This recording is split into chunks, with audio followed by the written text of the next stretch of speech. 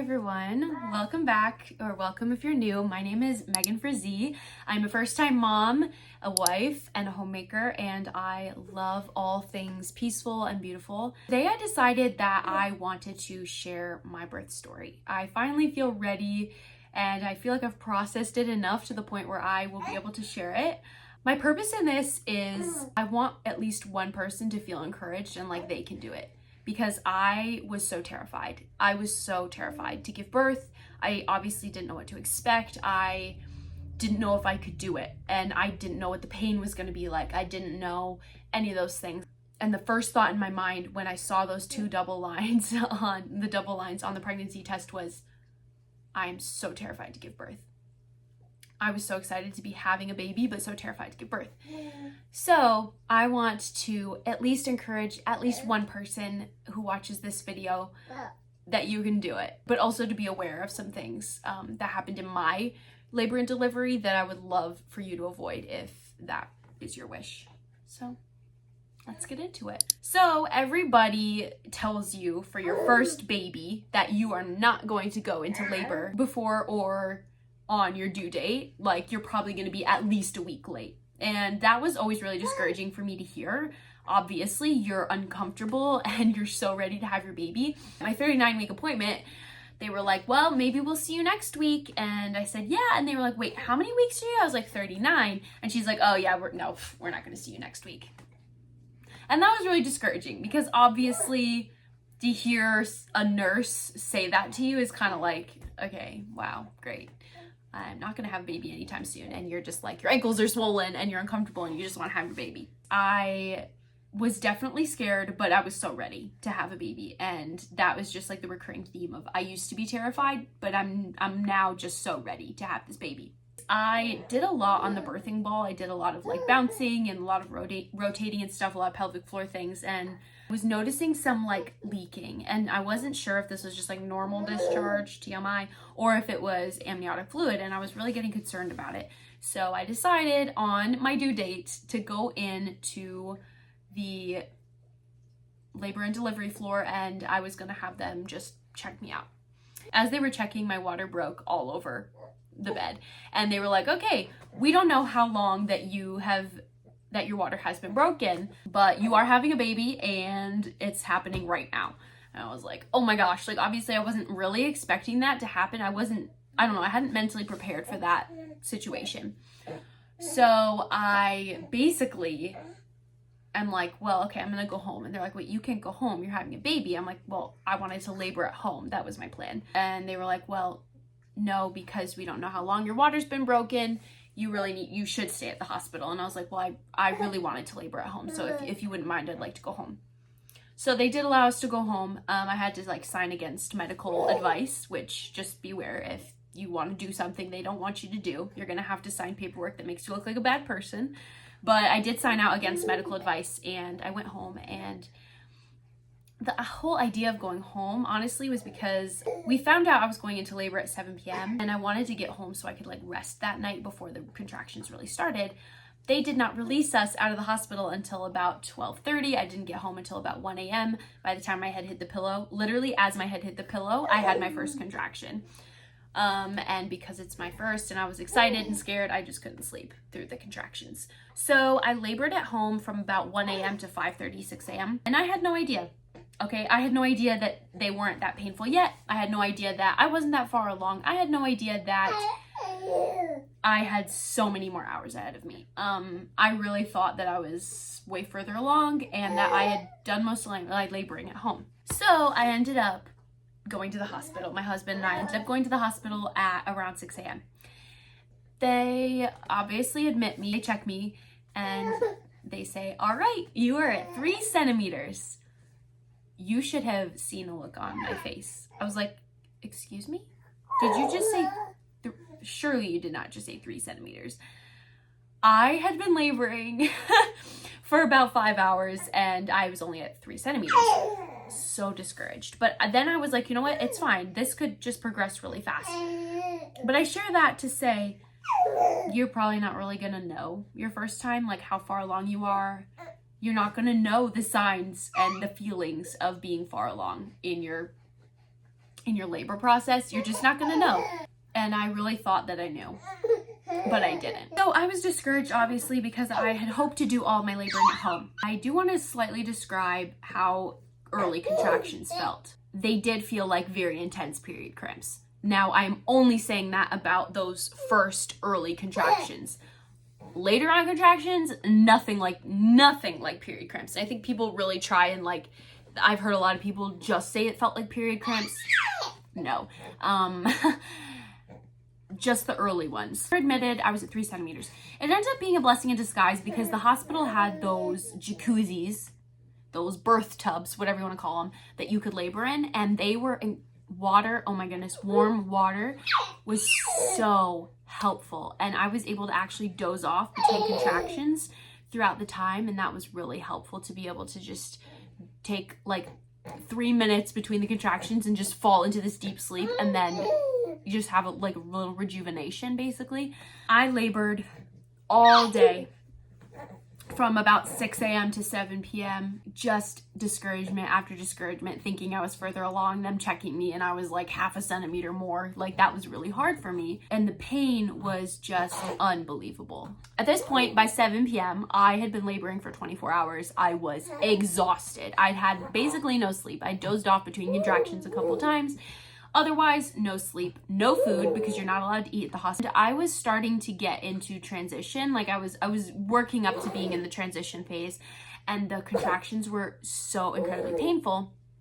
But at 7 p.m. is when the shift change happens. So the day nurses go home and the night nurses come on, the night midwives, whatever you want to call them.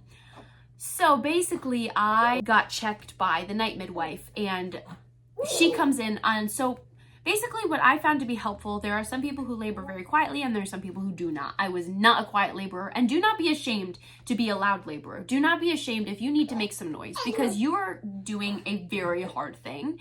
You are in a lot of pain. Don't let people make you feel bad, because here's what happened with me. Multiple times people would come into our labor room and be like, you sound like you're ready to push. Those sound like you're ready to push. Get on the bed, let's check your... The night nurse, who was not very nice, she would make me feel like an idiot. She'd be like, well, you sounded like you're ready to push, but you're only at 7 centimeters. It made me feel very idiotic and embarrassed. She was basically belittling my pain and making it seem like I was being dramatic for the stage of labor I was in. Don't let anybody make you feel that way, because you gotta do what you gotta do.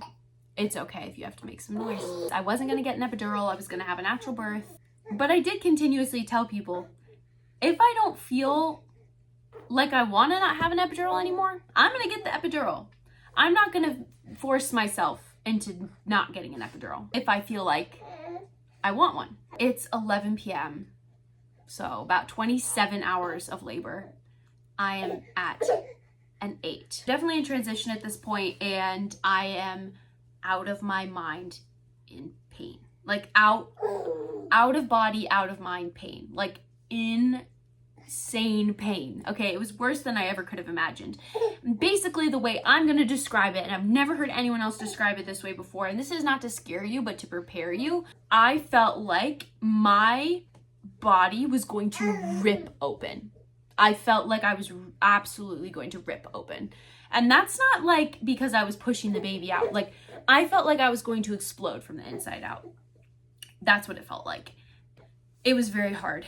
And I tried breathing techniques. I was in the shower, in the tub. I was on the ball. I was rocking, swaying, I was doing all the things. And the biggest thing that seemed to help with my contraction pain was when my husband would push on my hips when I was having a contraction to kind of open your pelvis more. That was definitely very helpful. So keep that in mind. That was the one thing that saved me throughout labor.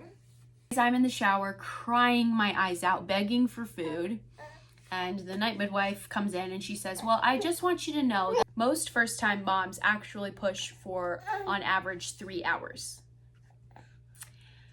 That's when I got incredibly discouraged, and she basically told me, for your best interest, I would say you should have an epidural because you are exhausted and your cervix is exhausted. Basically, everything's exhausted from the pain and the 27 hours of labor. And so I caved and I said, okay, I will get an epidural. After some consideration, my husband and I were like, all right, we'll get the epidural. I was scared to get the epidural just because I had heard that it can like increase your chances of getting a C-section, but I was exhausted at this point. I had absolutely no energy left. I just like, my eyes were so heavy, I could hardly keep them open, and my body was just racking and like racked with pain, and I just was done. And so I did get the epidural. The epidural, honestly, compared to the contractions and the pain of that, I felt none of it. I did not feel a single thing. It was not scary. I did not feel afraid of the epidural, like, injection itself. And everything with the epidural went incredibly smoothly and was not painful. No complications there. I cannot explain the relief I felt after getting that epidural. I've never felt such pain relief in my entire life. Like, it was so amazing, and I zonked. They let me sleep for, I think, about an hour. It was amazing. I slept for, was it like 45 minutes? It's 45 minutes to an hour. I slept like a rock, so hard out. They woke me up, checked my cervix, 10 centimeters, baby was right there, and I was ready to push. So the pushing part is very interesting. I feel like that was like the craziest part for me. I pushed for actually an hour and a half. I pushed mostly on my back, which I didn't want to do because I knew that increased your chances of tearing and blah, blah, blah, blah. But I did push mostly on my back. I pushed on my side like twice. It didn't. The midwife wasn't into it, so she put me back on my back. Pushing was incredibly hard, and I'm so glad I had the epidural for this because the pressure was so bad. I mean, I wasn't crying, I don't think. Maybe I was crying, but it was really bad. The pressure was so bad that I just can't even imagine what the pain would be like. Oh my gosh. You guys are rock stars out there if you do the whole thing without an epidural. Yeah. I actually, fun fact, pulled my shoulder out of its socket and like dislocated it or something when I was pushing, because you like pull on these bars that are attached to the bed, and my shoulder is still messed up from that because it was out of the socket for a few days and I didn't know why it was hurting so bad, and then my husband like popped it back in. So just beware, like, yeah, you can like pull on those bars, but don't pull so hard that you like rip your arms out of their sockets, because that's like not a good choice.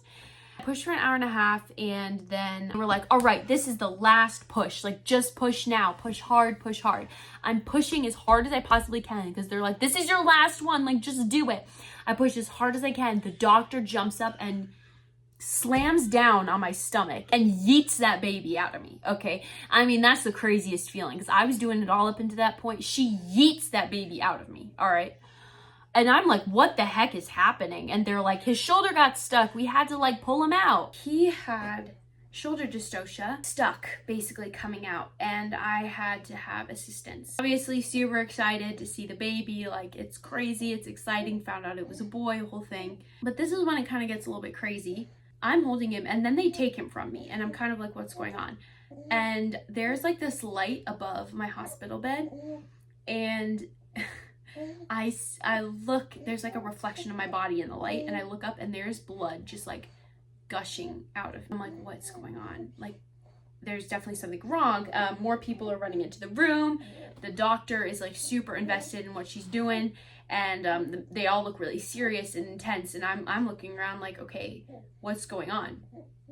I'm starting to get a little bit lightheaded and dizzy, and I had started hemorrhaging. My midwife had forcefully pulled out my placenta, and I spoke with the doctor and a midwife about this afterwards, and they both assured me that that is normal to have your placenta guided out. However, I don't feel like it was guided out. I felt like it was yanked out. I can't prove that, and I'm not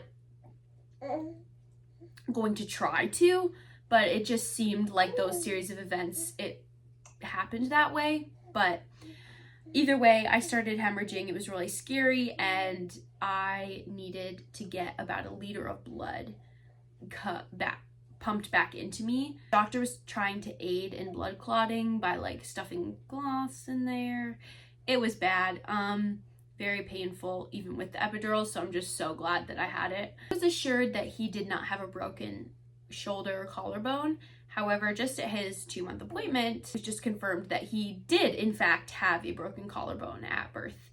And that, like, kind of breaks my heart. That really breaks my heart when I think about it, because that means that some of his crying as a baby was probably because he was in pain, and I had no idea. And I obviously wasn't trying to like keep his arm in a, you know, in this type of position to aid with healing. Like, I had no idea that he was in pain, and so that really bothers me when I think about it, and I'm really frustrated that that was overlooked and that nobody caught that, and that in fact I was told the complete opposite. So needless to say, I don't know if we'll do the same hospital next time, because there were a few things that I'm just a little bit like. Overall, the birth actually went well. I'd say labor, like, nothing went as planned, I'd say, but it went well, and I don't feel that upset about it. I did end up having a 2nd-degree tear, so that was pretty painful to heal up. I'm not gonna lie, that was an intense situation. Overall, the main thing is we had a healthy baby, and we both made it out okay. So yep, that's my birth story. I feel like I didn't tell it very cohesively and like well, so hopefully that was okay. But just know that it can be a little bit, it's definitely scary, and so many things are just unknown, but you're gonna be all right. You can do this. Like, you can do it. If I can do it, oh my gosh, if I can do it, you can do it. So just be encouraged, and I hope this did encourage at least one person, that even though things might go completely different than you planned, things might be harder, scarier, you can do it. So that's all. All right, like and subscribe for more. See you next time, guys. Bye.